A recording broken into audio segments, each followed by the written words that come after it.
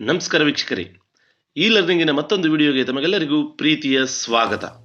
ಮಿತ್ರರೇ, ಕನ್ನಡ ವ್ಯಾಕರಣದಲ್ಲಿ ತುಂಬ ಮುಖ್ಯವಾದಂತಹ ಅಧ್ಯಾಯ ಯಾವುದಪ್ಪ ಅಂತ ಹೇಳಿದರೆ ಅದುವೇ ಸಂಧಿ. ಮತ್ತೆ ಸ್ಪರ್ಧಾತ್ಮಕ ಪರೀಕ್ಷೆಗಳಲ್ಲಿ ಅಂದರೆ ಸಾಮಾನ್ಯ ಕನ್ನಡ ಮತ್ತು ಕಡ್ಡಾಯ ಕನ್ನಡದ ಕುರಿತಾದಂತಹ ಪರೀಕ್ಷೆಗಳಲ್ಲಿ ಈ ಸಂಧಿಯ ಕುರಿತು 1 ಅಥವಾ 2 ಅಂಕಗಳನ್ನು ಖಂಡಿತವಾಗಿಯೂ ಕೇಳಿರ್ತಾರೆ. ಆದರೆ ನಮ್ಮ ಸ್ಪರ್ಧಾರ್ಥಿಗಳು ಆ ಸಂಧಿಯನ್ನು ಗುರುತಿಸುವಲ್ಲಿ ವಿಫಲರಾಗ್ತಾರೆ. ಯಾಕಪ್ಪ ಅಂತ ಹೇಳಿದ್ರೆ ಅವರು ಸಂಧಿಯನ್ನ ಸರಿಯಾದ ಕ್ರಮದಲ್ಲಿ ಅಭ್ಯಾಸ ಮಾಡೋದಿಲ್ಲ.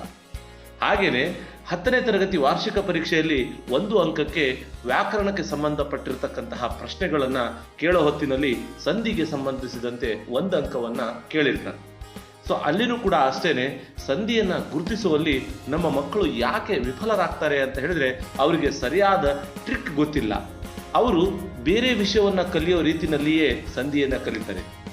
ಸಂಧಿಯನ್ನ ನಾವು ಯಾವುದೇ ಕಾರಣಕ್ಕೂ ಥಿಯರಿಯ ರೂಪದಲ್ಲಿ ಕಲಿಬಾರದು. ಅದನ್ನ ಅಭ್ಯಾಸದ ಮೂಲಕ ಕಲಿಬೇಕು. ಮತ್ತೆ ಹ್ಯಾಂಡ್ಸ್ ಆನ್ ಆದರೆ ಮಾತ್ರ ಸರಿಯಾದ ಕ್ರಮದಲ್ಲಿ ನೆನ್ಪಿಟ್ಕೊಳ್ಳೋದಕ್ಕೆ ಸಾಧ್ಯವಾಗುತ್ತೆ.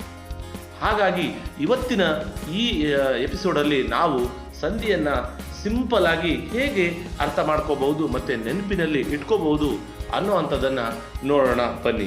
ಹಾಗಾದ್ರೆ ಸಂಧಿ ಅಂದ್ರೆ ಏನು ಅನ್ನುವಂಥದ್ದು ಯಾವ ಎಕ್ಸಾಮಲ್ಲೂ ಕೇಳೋದಿಲ್ಲ, ಬಟ್ ನಮಗೆ ಗೊತ್ತಿರಬೇಕು. ಒಂದು ಪದ ರಚನೆ ಆಗಬೇಕಾದ್ರೆ, ಒಂದು ಪದ ಇದೆ, ಆ ಪದ ರಚನೆ ಆಗಬೇಕಾದ್ರೆ ಆ 2 ಅಕ್ಷರಗಳು ಅಲ್ಲಿ ಕೂಡಬೇಕಾಗುತ್ತೆ. ಕೂಡುವಾಗ ಯಾವುದೇ ರೀತಿ ಕಾಲ ಅಲ್ಲಿ ಬರೋದಿಲ್ಲ. ಪರಸ್ಪರ ಕೂಡಬೇಕಾದ್ರೆ ಅಲ್ಲಿ ಕಾಲದ ವಿಳಂಬ ಅನ್ನೋದು ಬರೋದಿಲ್ಲ. ಅದು ಅರ್ಥಕ್ಕನುಸಾರವಾಗಿಯೇ ಕೂಡಬೇಕಾಗುತ್ತೆ. ಅದನ್ನು ನಾವು ಸಂಧಿ ಅಂತ ಕರಿತೀವಿ. ಸೊ ಅದು ನಿಮ್ಗೆಲ್ರಿಗೂ ಕೂಡ ಗೊತ್ತಿದೆ. ಸೊ ಇಲ್ಲಿ ಒಂದು ಉದಾಹರಣೆಯನ್ನು ನಾವು ನೋಡೋದೇ ಆದರೆ, ಸಂಧಿ ಕೂಡುವಾಗ 2 ಅಕ್ಷರಗಳು ಮಾತ್ರ ಅಲ್ಲಿ ಮುಖ್ಯ ಅಂತ ಅನಿಸುತ್ತೆ. ಅದು ಯಾವುದಪ್ಪ ಅಂತ ಹೇಳಿದ್ರೆ, ಪೂರ್ವ ಪದದ ಕೊನೆಯ ಅಕ್ಷರ, ಉತ್ತರ ಪದದ ಮೊದಲ ಅಕ್ಷರ. ಇಲ್ಲಿದೆ ನೋಡಿ, ಪೂರ್ವ ಪದದ ಕೊನೆಯ ಅಕ್ಷರ. ಇದು ಬೇರೆ ಅಂತ ಇದೆಯಲ್ಲ, ಇದನ್ನು ಪೂರ್ವ ಪದ ಅಂತ ಕರಿತೀವಿ, ಇದನ್ನ ಉತ್ತರ ಪದ ಅಂತ ಕರಿತೀವಿ, ಇದನ್ನ ಸಂಧಿ ಪದ ಅಂತ ನಾವು ಕರಿತೀವಿ. ಇಲ್ಲಿದೆ ನೋಡಿ, ಪೂರ್ವ ಪದ, ಉತ್ತರ ಪದ, ಸಂಧಿ ಪದ. ಸೊ ಈ ಪೂರ್ವ ಪದದ ಕೊನೆಯ ಅಕ್ಷರ ಮತ್ತು ಉತ್ತರ ಪದದ ಮೊದಲ ಅಕ್ಷರದ ನಡುವೆ ಅಷ್ಟೇ ಸಂಧಿ ಕಾರ್ಯ ನಡೆಯುವಂಥದ್ದು. ಇದನ್ನು ನೀವೆಲ್ಲರೂ ಕೂಡ ಗಮನಿಸಬೇಕು. ಸೊ ಆ 2 ಅಕ್ಷರಗಳು ಮಾತ್ರ ಅಲ್ಲಿ ಕೂಡುತ್ತೆ. ಸೊ ಅದಕ್ಕೆ ಒಂದು ಉದಾಹರಣೆ ನೋಡೋಣ. ಊರಿಂದ ಅನ್ನುವಂಥದ್ದನ್ನು ಬಿಡಿಸಿದ್ರೆ, ಊರು ಪ್ಲಸ್ ಇಂದ, ಊರಿಂದ. ಇಲ್ಲಿ ಹೂ ಅನ್ನುವಂಥದ್ದು ಆ್ಯಸ್ ಇಟ್ ಈಸ್ ಹಾಗೇ ಇದೆ, ಅದನ್ನು ನಮಗೆ ಯಾವುದೇ ಸಂಬಂಧ ಇಲ್ಲ. ಇಲ್ಲಿ ರ ಅನ್ನುವಂಥದ್ದನ್ನು ಬಿಡಿಸಿದ್ರೆ ರ ಪ್ಲಸ್ ಹೂ ಆಗುತ್ತೆ. ಇಲ್ಲಿ ಹೂ ಅಷ್ಟೇ ಬೇಕಾಗಿರೋದು. ನೆಕ್ಸ್ಟ್ ಇಂದ, ಈ ಅಂತ ಅಷ್ಟೇ ತಗೋತೀನಿ ನಾನು. ದ ಹಾಗೆ ಉಳ್ಕೊಂಡಿದೆ. ಈ ಹೂ ಮತ್ತು ಈ 2 ಅಕ್ಷರಗಳ ನಡುವೆ ಅಷ್ಟೇ ಸಂಧಿ ಕಾರ್ಯ ನಡೆಯುವಂಥದ್ದು.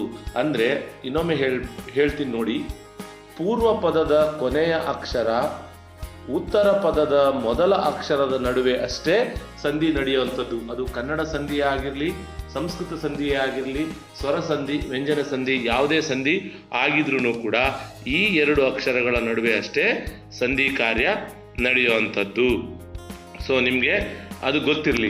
ಮನೆ ಪ್ಲಸ್ ಅಲ್ಲಿ, ಮನೆಯಲ್ಲಿ. ಇದು ಕೂಡ ಹಾಗೇನೆ, ಪೂರ್ವ ಪದ ಮತ್ತು ಉತ್ತರ ಪದದ ನಡುವೆ ಸಂಧಿ ಕಾರ್ಯ ನಡೆದಾಗ ಅಲ್ಲಿ ಸಂಧಿ ಪದ ಅನ್ನುವಂಥದ್ದು ರಚನೆ ಆಗತ್ತೆ. ಸಂಧಿಗಳಲ್ಲಿ ಎಷ್ಟು ವಿಧ ಅಪ್ಪ ಅಂತ ಹೇಳಿದ್ರೆ 2 ವಿಧ. ಅವೇ ಕನ್ನಡ ಸಂಧಿ ಮತ್ತು ಸಂಸ್ಕೃತ ಸಂಧಿ.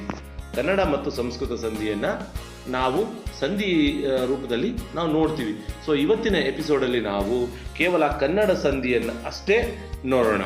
ಹಾಗಾದರೆ ಕನ್ನಡ ಸಂಧಿ ಅಂತ ಹೇಳಿದರೆ, ಕನ್ನಡ ಮತ್ತು ಕನ್ನಡ ಪದಗಳು, ಪೂರ್ವೋತ್ತರ ಪದ ಎರಡೂ ಕಡೆ ಕೂಡ ಕನ್ನಡ ಪದಗಳು ಇರೋದ್ರಿಂದ ಅದನ್ನು ಕನ್ನಡ ಸಂಧಿ ಅಂತ ಕರಿತೀವಿ. ನೋಡಿಲಿ, ಕನ್ನಡ ಪ್ಲಸ್ ಉತ್ತರ ಪದದಲ್ಲಿಯೂ ಕೂಡ ಕನ್ನಡ ಪದಗಳು ಇದ್ದರೆ ಅದನ್ನು ಕನ್ನಡ ಸಂಧಿ ಅಂತ ಕರಿತೀವಿ. ನೀವು ಸಂಧಿ ನೆನ್ಪಿಡ್ಕೊಳ್ಳುವಾಗ ಈ ಅಂಶಗಳನ್ನು ನೀವು ನೆನ್ಪಿಡ್ಕೊಳ್ಳೇಬೇಕು. ಆ ಪದ ಕನ್ನಡದ ಪದ ಆಗಿದ್ರೆ ಅದು ಕನ್ನಡ ಸಂಧಿ.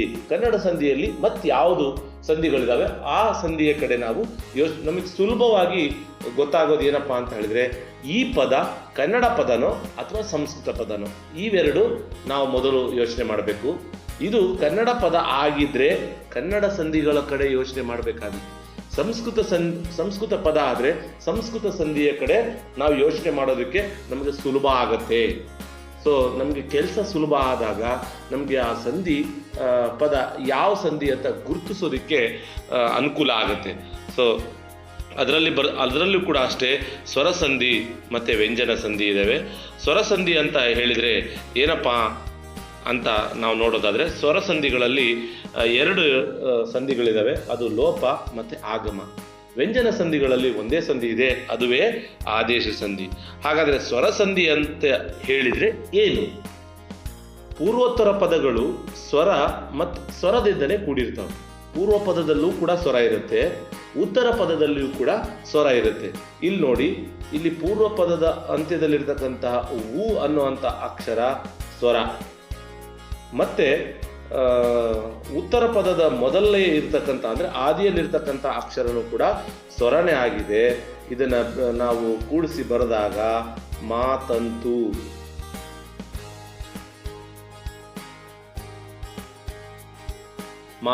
ಅಂತ ಆಗತ್ತೆ. ಇಲ್ಲಿ ನೋಡಿ, ನಿಮಗೆ ಪೂರ್ವೋತ್ತರ ಪದಗಳ ನಡುವೆ ಆಗಿರ್ತಕ್ಕಂಥದ್ದು ಇಲ್ಲಿ ಉ ಮತ್ತು ಆ 2 ಸ್ವರ ಆಗಿದೆ. ಅಂದರೆ ಸ್ವರ ಪ್ಲಸ್ ಸ್ವರ ಇದ್ರೆ ಅದು ಸ್ವರ ಸಂಧಿ ಆಗಿರುತ್ತೆ. ಇದು ನಿಮ್ಮ ಗಮನಕ್ಕೆ ಇರಲಿ. ಸೊ ಈಗ ನಮಗೆ ಲೋಪಸಂಧಿ ಅಂದರೆ ಏನು ಅನ್ನುವಂಥದ್ದನ್ನು ನಾವು ನೋಡಿದಾಗ, ಪೂರ್ವೋತ್ತರ ಪದಗಳು ಸ್ವರದಿಂದ ಕೂಡಿರ್ತಾರೆ. ಅಂದರೆ ಸ್ವರ ಪ್ಲಸ್ ಸ್ವರ. ನಾವು ಇಲ್ಲಿ ಡೆಫಿನೇಷನ್ ಥಿಯರಿ ಥರ ಕಲಿಯೋಕ್ಕೆ ಇಲ್ಲಿ ಹೋಗೋ ಅವಶ್ಯಕತೆ ಇಲ್ಲ. ಇಲ್ಲಿ ಪೂರ್ವ ಪದನೂ ಕೂಡ ಸ್ವರ ಆಗಿರುತ್ತೆ, ಉತ್ತರ ಪದನೂ ಕೂಡ ಸ್ವರ ಆಗಿರುತ್ತೆ. ಹೀಗೆ ಪೂರ್ವೋತ್ತರ ಪದಗಳು ಎರಡೂ ಕೂಡ ಒಂದರ ಮುಂದೆ ಒಂದು ಬಂದಾಗ ಅಲ್ಲಿ ಪೂರ್ವ ಪದದ ಅಂತ್ಯದಲ್ಲಿರ್ತಕ್ಕಂತಹ ಸ್ವರ ಅದೇನಾಗುತ್ತೆ? ಸ್ವರ ಲೋಪ ಆಗುತ್ತೆ. ಪೂರ್ವ ಪದದ ಅಂತ್ಯದಲ್ಲಿ ಯಾವ ಸ್ವರ ಇರುತ್ತೋ ಆ ಸ್ವರ ಏನಾಗುತ್ತೆ? ಲೋಪ ಆಗುತ್ತೆ. ಅದನ್ನು ನಾವು ಒಂದು ಉದಾಹರಣೆಯನ್ನು ನಾವು ನೋಡೋದೇ ಆದರೆ ಇಲ್ಲೇ ಇದೆ. ಈ ಉದಾಹರಣೆಯನ್ನು ನಾವು ನೋಡೋಣ. ಅಥವಾ ಇಲ್ಲಿದೆ ಊರು ಪ್ಲಸ್ ಊರು. ಇಲ್ಲಿ ನಾನು ಸರಿಯಾದ ಕ್ರಮದಲ್ಲಿ ಬಿಡಿಸಿ ತೋರಿಸ್ತೀನಿ ನಿಮಗೆ. ಊರು ಪ್ಲಸ್ ಊರು ಇಸ್ ಈಕ್ವಲ್ ಟು ಊರೂರು.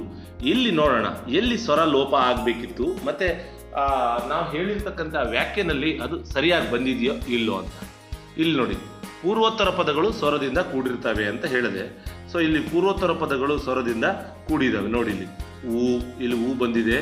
ನೀವು ನಿನ್ನೆ ಹಿಂದಿನ ವಿಡಿಯೋದಲ್ಲಿ ನೋಡಿರ್ತೀರಾ ಗುಣಿತಾಕ್ಷರಗಳನ್ನು ಬಿಡಿಸೋದು. ಇಲ್ಲಿ ರ ಪ್ಲಸ್ ಊ ಇದೆ, ಊ ಪ್ಲಸ್ ಇಲ್ಲೂ ಕೂಡ ಊ. ಅಂದರೆ ಪೂರ್ವೋತ್ತರ ಪದಗಳು ಸ್ವರ ಪ್ಲಸ್ ಸ್ವರದಿಂದ ಕೂಡಿದೆ. ಈಗ ಸಂಧಿ ಆದಮೇಲೆ ಅಂದರೆ ಊರೂರು ಅಂತ ಆದಮೇಲೆ ಸ್ವರ ಲೋಪ ಆಗಿರಬೇಕು. ಅದು ಪೂರ್ವ ಪದದಲ್ಲಿರ್ತಕ್ಕಂತಹ ಸ್ವರ, ಅಂದರೆ ಈ ಸ್ವರ ಲೋಪ ಆಗಿರಬೇಕು. ಸೊ ಇಲ್ಲಿ ಲೋಪ ಆಗಿದೆ ನೋಡಿ. ಈ ಊ ಎಲ್ಲೂ ಕೂಡ ಇಲ್ಲ. ನೋಡಿಲಿ, ಈ ಊ ಇದೆ, ಇಲ್ಲೂ ಕೂಡ ಇದೆ. ರ ಇದೆ, ಇಲ್ಲೂ ಕೂಡ ರ ಇದೆ. ಈ ಊ ಎಲ್ಲೂ ಇಲ್ಲ. ಈ ದೀರ್ಘ ಸ್ವರದ ಊ ಇಲ್ಲಿದೆ, ರು ಇಲ್ಲೇ ಇದೆ. ಹಾಗಾದರೆ ಈ ಊ ಅಂದರೆ ರಸ್ವಸ್ವರದ ಊ ಇಲ್ಲ. ಹಾಗಾಗಿ ಪೂರ್ವ ಪದದ ಕೊನೆಯಲ್ಲಿರ್ತಕ್ಕಂತಹ ಅಕ್ಷರ ಅಂದರೆ ಸ್ವರ ಲೋಪ ಆಗಿದೆ. ಹಾಗಾಗಿ ಇದನ್ನು ಲೋಪಸಂಧಿ ಅಂತ ಕರಿತೀವಿ.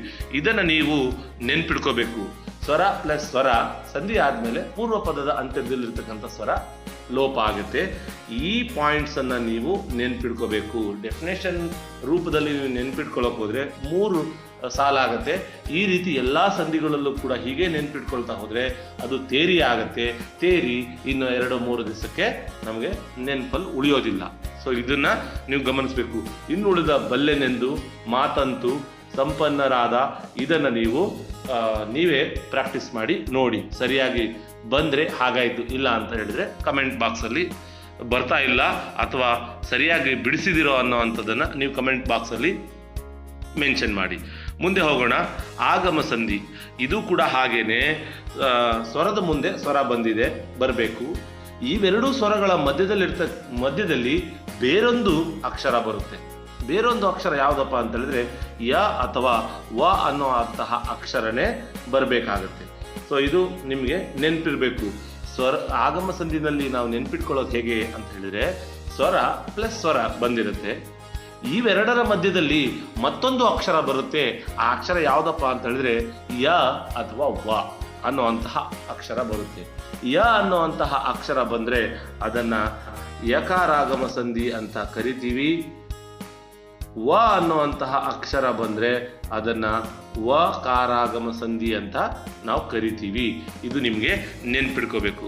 ಯಕಾರಾಗಮ ಸಂಧಿಯ 2 ಉದಾಹರಣೆಯನ್ನು ನಾನು ತೋರಿಸಿದ್ದೀನಿ, ಮತ್ತೆ ವಕಾರಾಗಮ ಸಂಧಿಯ 2 ಉದಾಹರಣೆಗಳನ್ನು ನಾನು ತೋರಿಸಿದ್ದೀನಿ.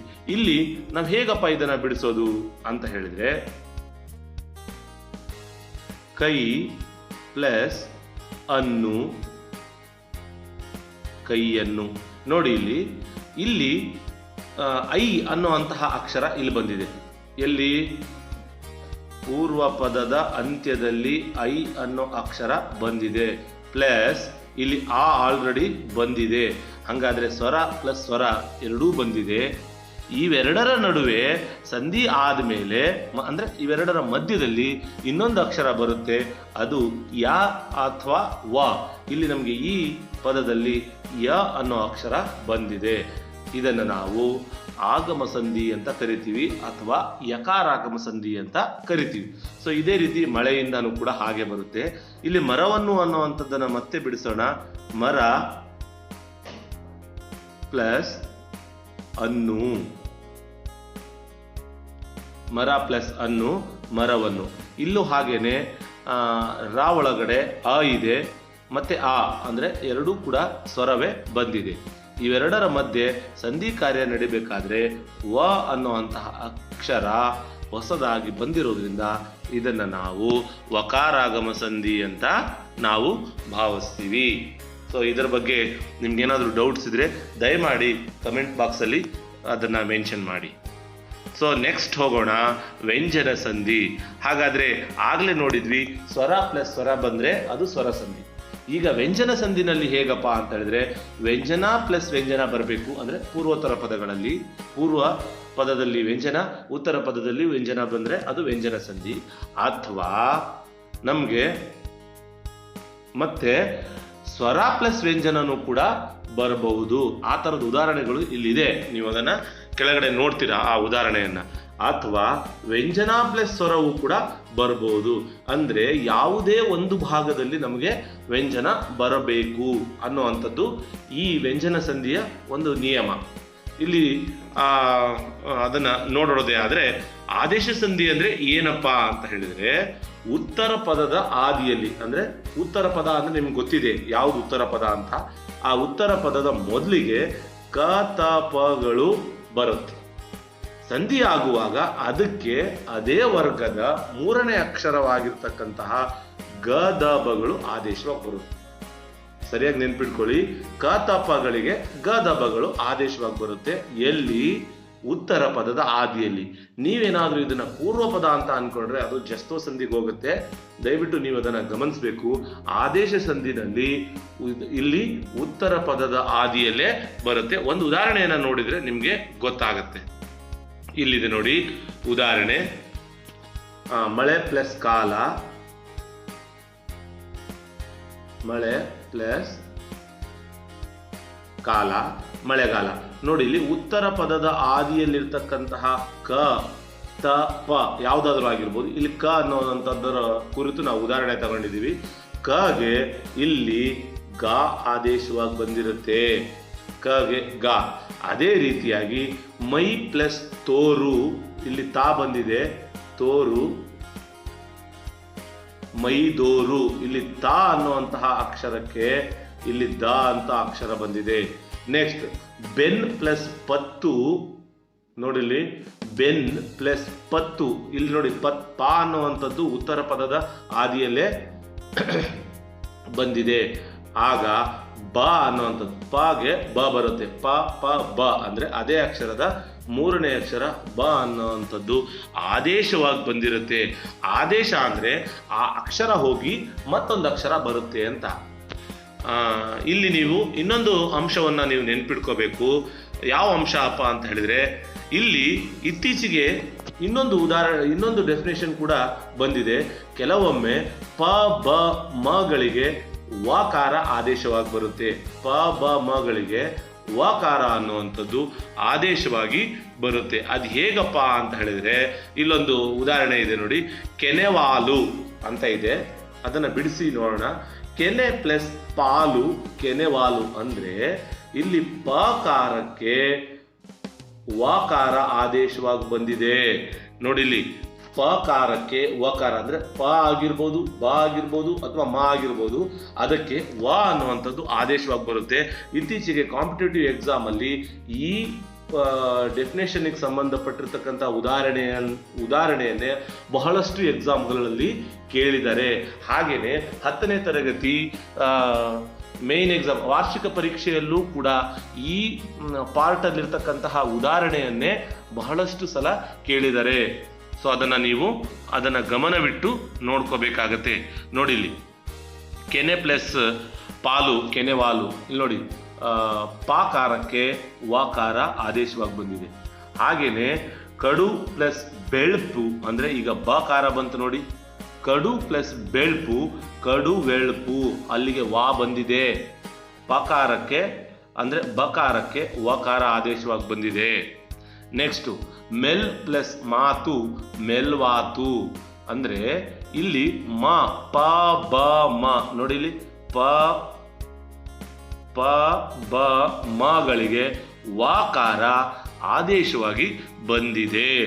ಇಲ್ಲಿ ಮಾಗೆ ವಾ ಇಲ್ಲಿದೆ ನೋಡಿ, ವಾ ಆದೇಶವಾಗಿ ಬಂದಿದೆ. ಇದನ್ನು ನೀವು ಗಮನಿಸಬೇಕಾಗತ್ತೆ. ಇದೇ ನಮಗೆ ಎಕ್ಸಾಮ್ಗಳಲ್ಲಿ ಮತ್ತು ಕಾಂಪಿಟೇಟಿವ್ ಎಕ್ಸಾಮ್ಗಳಲ್ಲಿ ಹೆಚ್ಚಾಗಿ ಕೇಳೋ ಅಂಥದ್ದು. ಇದನ್ನು ನೀವು ಉದಾಹರಣೆ ಸಹಿತ ನೀವು ಪ್ರಾಕ್ಟೀಸ್ ಮಾಡಿದಾಗ ಮಾತ್ರ ಬಹಳಷ್ಟು ಕಾಲ ನಿಮಗೆ ನೆನಪಲ್ಲಿ ಉಳ್ಕೊಳ್ಳೋದಕ್ಕೆ ಸಾಧ್ಯವಾಗುತ್ತೆ. ಸೊ ಈ ಕುರಿತು ನಿಮ್ಗೆ ಏನಾದರೂ ಡೌಟ್ಸ್ಗಳಿದ್ರೆ ದಯಮಾಡಿ ನೀವು ಕಮೆಂಟ್ ಬಾಕ್ಸಲ್ಲಿ ಶೇರ್ ಮಾಡಿ. ಇಲ್ಲಿರ್ತಕ್ಕಂತಹ ಎಲ್ಲ ಉದಾಹರಣೆಯ ಪದಗಳನ್ನು ನೀವು ಒಟ್ಟಿಗೆ ಸೇರಿಸ್ಕೊಂಡು ಇದನ್ನು ಕಲ್ತಾದ್ಮೇಲೆ, ಈ ಕ್ಲಾಸನ್ನು ಕಲ್ತಾದ್ಮೇಲೆ ಈ ಪದಗಳನ್ನೆಲ್ಲ ಒಟ್ಟಿಗೆ ಸೇರಿಸ್ಕೊಂಡು ನೀವೇ ಆ ಪದಗಳನ್ನು ಬಿಡಿಸಿ ಯಾವ ಸಂಧಿ ಅಂತ ನೀವು ಈ ಕಡೆ ಒಂದು ಕಡೆ ಪದ ಬರ್ಕೊಳ್ಳಿ, ಇಲ್ಲಿ ಪದ ಬರ್ಕೊಳ್ಳಿ, ಈ ಕಡೆ ಆ ಸಂಧಿ ಯಾವುದು ಅಂತ ನೀವೇ ಗುರುತು ಮಾಡಿ ನೋಡಿ. ಆಮೇಲೆ ನೀವು ಮಾಡಿರ್ತಕ್ಕಂಥದ್ದು ಸರಿಯಾಗಿದೆಯೋ ಇಲ್ಲೋ ಅಂತ ಇಲ್ಲಿ ಚೆಕ್ ಮಾಡ್ಕೋಬಹುದು. ಸೊ ಇದಾಗಿತ್ತು ಇವತ್ತಿನ ಮಾಹಿತಿ. ಈ ಮಾಹಿತಿಯ ಕುರಿತು ನಿಮ್ಗೇನಾದರೂ ಡೌಟ್ಸ್ಗಳಿದ್ರೆ ಅಲ್ಲಿ ಕಮೆಂಟ್ ಬಾಕ್ಸಲ್ಲಿ ಅದನ್ನು ಶೇರ್ ಮಾಡಿ. ಮತ್ತೆ ಮುಂದಿನ ವಿಡಿಯೋದಲ್ಲಿ ನಾನು ಸಂಸ್ಕೃತ ಸಂಧಿಯನ್ನು ಹೇಳಿಕೊಡೋದಕ್ಕೆ ಪ್ರಯತ್ನ ಮಾಡ್ತೀನಿ. ಈ ಮಾಹಿತಿ ಇಷ್ಟವಾಗಿದ್ರೆ ಲೈಕ್ ಮಾಡಿ, ಶೇರ್ ಮಾಡಿ, ಸಬ್ಸ್ಕ್ರೈಬ್ ಮಾಡೋದನ್ನು ಮಾತ್ರ ಮರಿಬೇಡಿ. ಧನ್ಯವಾದಗಳು.